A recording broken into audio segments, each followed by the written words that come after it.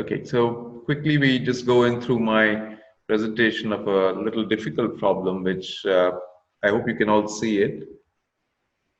So the treatment of thrombus containing lesions is a big problem, and about 24% of our patients in the STEMI program, which we ran in Tamil Nadu, had young MI, and many of them had large thrombus, and many of them create issues which would land up with complications on the table. Many of them are plaque erosions, and I'll tell you how we deal with these things in large thrombus, how we manage these patients. So we have various classifications, but clearly we are talking about the grade 4 and 5 thrombus, which are large dimension thrombus, which occupy most of the lumen. And if you look at thrombus, you have to very clearly know that what is, apart from the amount, it is the fresh thrombus, which is less than 1 day, lytic thrombus, which have coagulation necrosis, and granulocytes, which is 1 to 5 days, and then there is organized thrombus. These three thrombi need to be completely treated differently. We also have types of thrombus. We had Nishit showing us white thrombus here, red thrombus here. This is very highly reflective. And then there is a group which we are not clear what this is, but there is a recanalized thrombus, which is an organized thrombus. This is a group which we still are a little unsure how we treat. We also have various scores of thrombuses which are shown, but clearly what is important to say, there are large thrombuses and small thrombuses, and the large thrombuses are the difficult problem. So the large thrombosis you can treat either mechanically by aspiration thrombectomy or mechanical thrombectomy, filters, thrombus capturing stents like M-guard, and pharmacotherapy with thrombolysis, 2B3A receptor blocker, low molecular weight heparin, and intracoronary. You can give many of these through either the guiding catheter or clearway catheters, or sometimes we can use balloons. But unfortunately, most of these are inadequate in large thrombus burdens. Now, let us see some simple examples of small thrombus. These are very, very small thrombus, and these are very easy to treat. There are many of these patients come in acute myocardial infarction. But there is another group with a very large thrombus, which is there in many of the patients. This is a typical large thrombus patients, which are very different in its own mechanics. The small thrombus, we don't have any problems. We directly stent them very quickly, and there is no problem. There is no issues of no reflow. There are no problems in these patients at all. But you go to the big thrombus patients, and this is a typical patient who has a large amount of thrombus. You can see your thrombus lying all over the artery, and these are the patients which can give you a lot of problems. And if you have a large thrombus, for example, this patient, and you do a direct stenting, this is what you land up with: complete no reflow with problems distally. Another patient with a large thrombus, we just balloon the patient and see what happens. It's a CPR on the table. So we have to be very, very careful that these patients are treated properly. So I would divide this quickly into 5 minutes of non-ST MI, and I divide these non-ST MI and STEMI into two groups. And in each of these, we have a hemodynamically stable patient and an unstable large. So here's the first case: a typical young man with came in with non-ST elevation MI, a troponin which is 0.37, no big ECG change, was treated with dual antiplatelet and enoxaparin, angiogram next morning. And you can see huge thrombus here. And here in this scenario, we have to be very, very careful that you just don't go in and do something drastic like putting a stent. There was no pain, patient was stable. What we started is a 2B3A, dual antiplatelet, and enoxaparin. We just kept the patient on and brought the patient on the next day. And you can see clearly on the 48 hours angiogram that there was an OCT showing a large thrombus here. So given the non-occlusive nature of the thrombus, lack of recurrent residue, PCI was deferred. We didn't stent this patient. We added warfarin. Apart from the dual antiplatelet therapy, the lumens were good. We did not put a stent. So even after 48 hours with a 2B3 receptor blocker, there was enough thrombus. So what we put in this patient was warfarin. A therapeutic INR was achieved, remained asymptomatic. So you have three treatments, so two antiplatelets and warfarin at a low therapeutic INR. And we did an angiogram after 6 weeks. It looks much better now. The things have cleared out. And if you look at this OCT, you can see beautiful clearance of the thrombus. You can just see a very minimum amount of thrombus in the top. But clearly, you could not have achieved even with a stent such sort of a result. So you can be clearly treating these patients medically. Again, this is the thrombus on a 3D OCT. You can see it very picture. There's another patient, again similar patient, 42 years old, peak troponin is 3. Again, a stable patient, angiogram the next day. And you can see again a very nasty thrombus here. So how do you treat this patient? Again, let's not be trigger happy and put in something. Here's the OCT, large thrombus, but non-occlusive. Lumen area is pretty good. So again, don't be trigger happy. Just wait. Use warfarin along with dual antiplatelet therapy, therapeutic INR, brought back at 6 weeks to check. And you can see that follow-up angiography, some sort of ectasia, but again, good flows in the arteries. And you can see the OCT again, very, very dramatic clearance of the on medical therapy with a minimal organized thrombus at the periphery. So again, looking good. Now here are two patients I want to show you, which could sometimes confuse us. One is a 36-year-old male who 2 weeks ago announced STEMI and comes to the cath lab with a troponin at 0.76 with an angiogram. I'll show it to you. And another patient who has non-ST elevation a few days ago, 1.47 is his troponin. And we can see on these angiograms what it looked like. So this is the patient of the first patient, non-ST elevation. And you can see this sort of nasty, dirty vessel. And this is another patient who has again a little thrombotic lesion. You look at the OCTs, and you can see here there is thrombus. This is not very organized. This is the midway thrombus, not fully organized. And you can see in this patient, which is a typical lotus stem experience, which is of a typical organized thrombus, which is very, very clearly organized. The left one is more disorganized and more acute or subacute, and the right one is more sort of the. So here is a case 3, which is more subacute sort of thrombus, and here is the acute top of thrombus in this patient.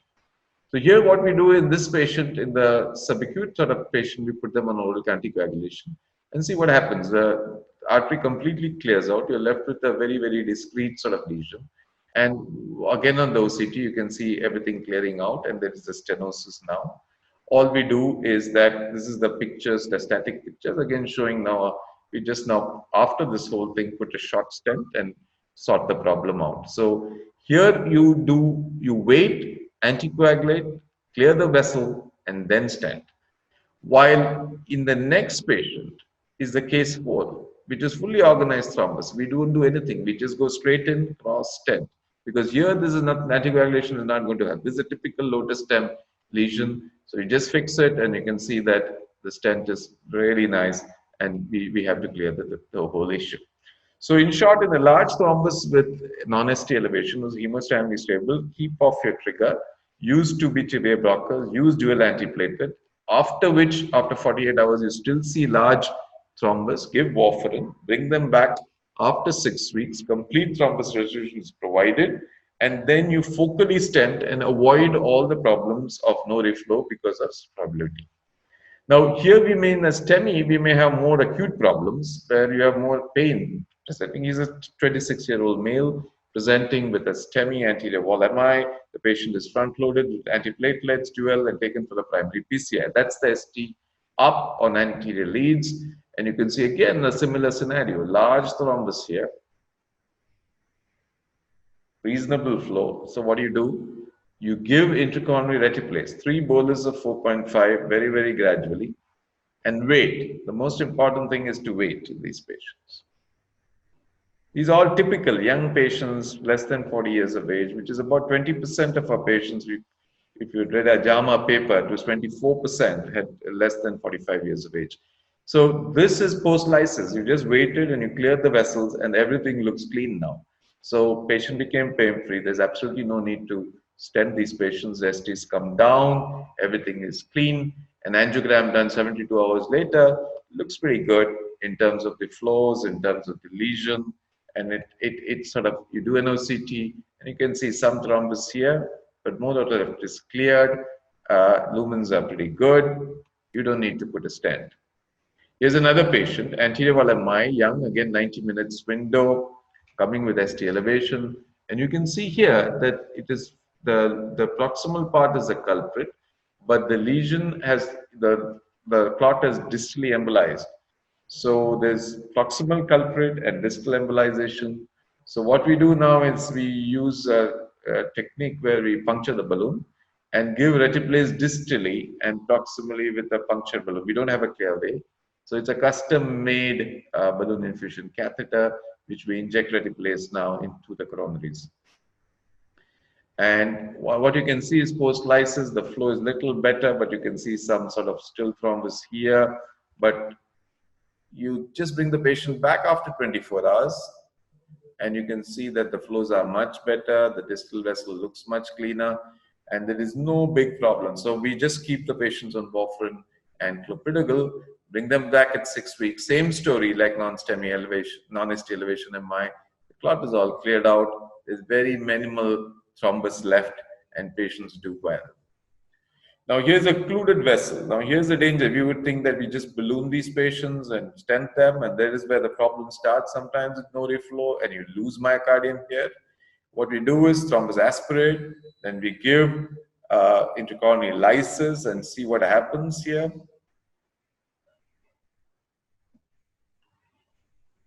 And you can see that things look much better. The flows are much better. The lumen is pretty good. So we just follow it up with 2B3 receptor blocker after intracoronary lysis. Still no reflow at angiogram after 24 hours. And in this patient, if you had stented it immediately, the artery would have completely closed. We give them again a combination of antiplatelets with warfarin, and we do an OCT after 6 weeks. And this is the angiogram at 6 weeks. Again, you can see good lumen. And again, you can see that the vessel is pretty sort of cleaned up. There's some organized thrombus, but very, very minimal. But overall, the lumens are great. There's no big problem here. And you have left all these patients without a stent. Again, another patient, obese, typical young patients who are less than 45. We use thrombus aspiration. Again, angiogram after 24 hours on medical therapy. And you can see again, good flows. Bring them back at 6 weeks. And this is a typical thing which has never been reported. We have all this data now submitted for JAC for presentation on young MI and how with 2-center data with 72 patients. And you can see we have avoided stents in most of these patients and cleared up them with anticoagulation and antiplatelet therapy. So I'm going to go very quickly now. There are multiple patients of similar forms, and we just do the same thing. We just do cleaning up of the vessel with thrombus aspiration after an OCT, and then give them dual antiplatelet, bring them back at 48 hours. If still large thrombus, we give them anticoagulation. And these are some dangerous patients, late presentation patients who create a lot of problems on the table, who are not lysed, come to our table, and you can see that again a vessel with thrombus. We just put them on dual antiplatelet therapy and statins, and we clear the vessel out. So there are multiple cases like this we have, which I want to show you. But what we clearly do is, whether it's non-ST elevation MI or late STEMI patients, what we try to do is not stent. We thrombus aspirate, give dual antiplatelet therapy, bring them back next day. If there's a large thrombus, then we give them warfarin, and now we have started using NOACs. And most of them— Sorry to interrupt you, sir. Yeah, this is the last talk. Okay, sir. This is my last slide. So we have 34 patients now with this sort of experience, with no stent, and we can see clearly that all that they require is cleaning up of the vessel with either thromboaspiration, intracoronary lysis, and we now have oral anticoagulation and rivaroxaban used in many of the patients with excellent follow-up results and clean OCTs at 6 weeks, and now we have follow-ups up to 6 months with these patients. So I think large thrombus burden is a nightmare. It's in young male smokers with large ectatic vessels. Pharmacological therapy is better, and we should not stent these patients. And use the OCT to guide your therapy and decide what sort of treatment to do. Thank you very much. Thank you, Dr. Ajit. Great talk. There have been lots of good questions, but I don't think we have time to address them right now. So we will carry on to the next talk by Dr. Sanjay Roy. Hopefully, we'll come back to many of these questions in the end after the last talk. Dr. Sanjay Roy, please carry on.